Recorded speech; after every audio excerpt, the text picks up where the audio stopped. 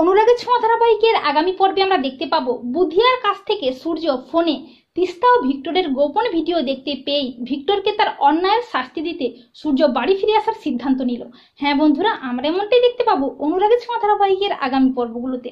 Victor তিস্তাকে ফাঁসাতে তিস্তার সাথে নোংরামি করে গোপনে ভিডিও করে নেয়। এরপর সবাই যখন অর্জুনের ইনস্টিটিউশন উদ্বোধনের অনুষ্ঠানে ব্যস্ত থাকে তখন ভিক্টর প্ল্যান করে তার বন্ধুকে বলে যে ভিডিওটি তিস্তার ফোনে পাঠাতে, কিন্তু কেউ যেন বুঝতে না পারে যে কোন ফোন থেকে ভিডিওটি এসেছে। এরপর তিস্তার ফোনে ভিডিওটি আসে। ভিডিওটি দেখে তিস্তা একেবারে চমকে ওঠে। এরপর দীপাও ভিডিওটি দেখে শিউরে ওঠে।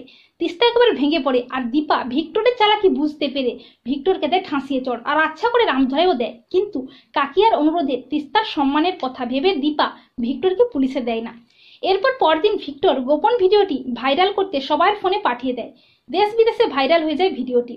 অপরদিকে সূর্য যখন একা বসে বসে সোনার পর কথা ভাবছে তখন বুধিয়া তড়িঘড়ি করে সূর্যের ফোনটা নিয়ে সূর্যের কাছে আসে। বুধিয়া বলে, বাবুজি আপনার ফোনটা ওখানে পড়েছিল আর ফোনে দেখুন কি যেন নোংরা ভিডিও এসেছে।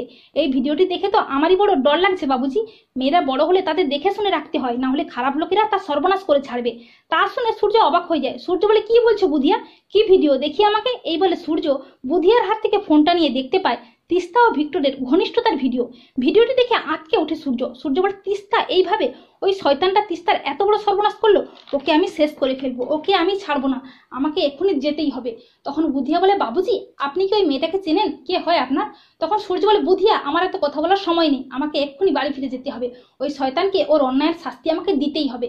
এই বলে সূর্য তড়িঘড়ি করে বেরিয়ে পড়ে বাড়ি ফিরে ভিক্টরকে তার অন্যায়ের শাস্তি দিতে।